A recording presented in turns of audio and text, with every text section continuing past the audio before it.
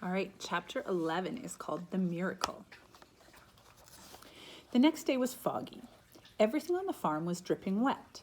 The grass looked like a magic carpet. The asparagus patch looked like a silver forest. On foggy mornings, Charlotte's Web was truly a thing of beauty.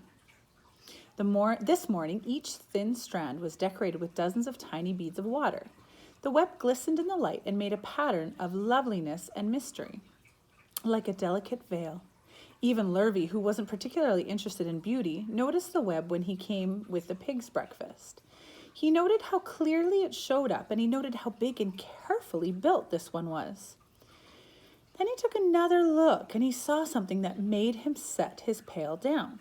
There, in the corner of the web, neatly woven in block letters, was a message. It said, "Some pig." Lurvy felt weak. He brushed his hands across his eyes and stared harder at Charlotte's Web. "I am seeing things," he whispered. He dropped to his knees and uttered a short prayer. Then, forgetting about Wilbur's breakfast, he walked back to the house and called Mr. Zuckerman. "I think you better come out to the pig pen," he said. "What's the trouble?" asked Mr. Zuckerman. "Anything wrong with the pig?" "Not exactly," said Lurvy. "Come and see for yourself." The two men walked silently down to Wilbur's yard. Lurvy pointed to the spider's web. "Do you see what I see?" he asked. Zuckerman stared at the writing in the web, and then he murmured the words, "Some pig." Then he looked at Lurvy, and they both began to tremble. Charlotte, sleepy after her night's exertions, smiled as she watched. Wilbur came and stood directly under the web. "Some pig," muttered Lurvy. "Some pig," whispered Mr. Zuckerman. They stared and stared for a long time at Wilbur, and then they stared at Charlotte. "You don't suppose that spider," began Mr. Zuckerman, but he shook his head and didn't finish the sentence. Instead, he walked solemnly back to the house and spoke to his wife. "Edith, something has happened," he said in a weak voice. He went to the living room and sat down, and Mrs. Zuckerman followed.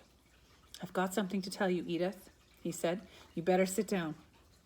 Mrs. Zuckerman sank into a chair. She looked pale and frightened. "Edith," he said, trying to keep his voice steady, "I think you had best be told we have a very unusual pig."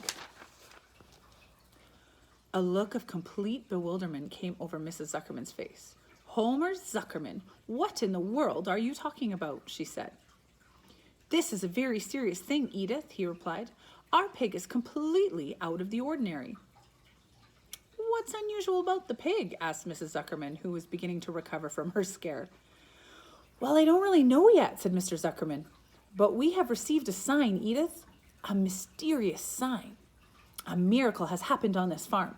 There is a large spider's web in the doorway of the barn cellar, right over the pig pen where Lurvy went. And when Lurvy went out to feed the pig this morning, he noticed the web because it was foggy.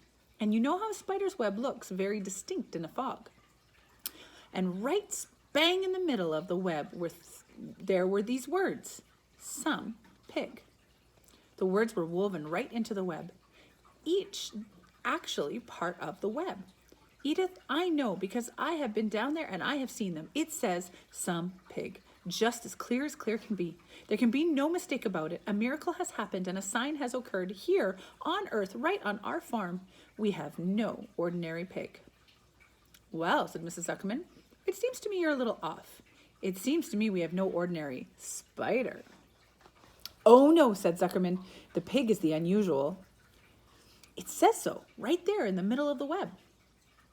"Maybe so," says Mrs. Zuckerman. "Just the same, I intend to have a look at that spider." She's a smart woman.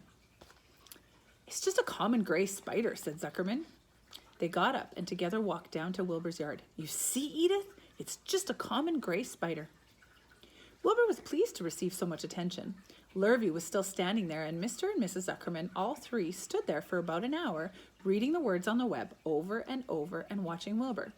Charlotte was delighted with the way her trick was working.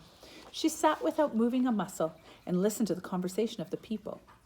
When a small fly blundered into the web, just beyond the word pig, Charlotte dropped down quickly, rolled the fly up, and carried it out of the way. After a while, the fog lifted, the web dried off, and the words didn't show up so plainly. The Zuckermans and Lurvy walked back to the house. Just before they left the pig pen, Mr. Zuckerman took one last look at Wilbur. "You know," he said in an important voice, "I've thought all along that pig of ours was extra good. He's a solid pig. That pig is as solid as they come. You notice how solid he is around his shoulders, Lurvy?" Sure I do," said Lurvy. "I've always noticed that pig. He's quite a pig." "He's long and he's smooth," said Zuckerman. "That's right," agreed Lurvy. "He's as smooth as they come. He is some pig." When Mr. Zuckerman got back to the house, he took off his work clothes and put on his best suit. Then he got into his car and drove to the minister's house. He stayed for an hour and explained to the minister that a miracle had happened at the farm. "So far," said Zuckerman, "only 4 people on earth know about this miracle.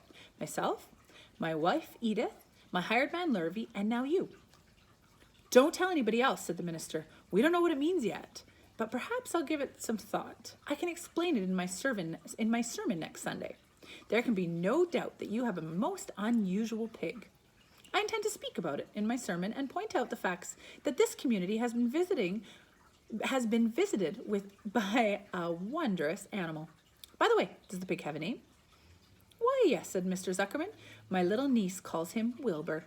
She's quite a queer child, full of notions. She raised a pig on a bottle, and I bought him from her when he was a month old." He shook his hand with the minister and left. Secrets are hard to keep. Long before Sunday came, the news spread all over the country. Everybody knew that a sign had appeared in Spider's web on Zuckerman's place. Everybody knew that the Zuckermans had a wonderful pig. People came from miles around to look at Wilbur and read the words in Charlotte's web. The Zuckermans' driveway was full of cars and trucks from morning until night. Fords and Chevys and Buick Roadmasters and GMC pickups and Plymouths and Studebakers and Packards and DeSotos with gyromatic transmissions and Oldsmobiles with rocket engines and Jeep station wagons and Pontiacs. The news of the wonderful pig spread clear up into the hills, and farmers came rattling down in their buggies and buckboards to stand hour after hour at Wilbur's pen admiring the miraculous animal. All said they had never seen such a pig in their lives.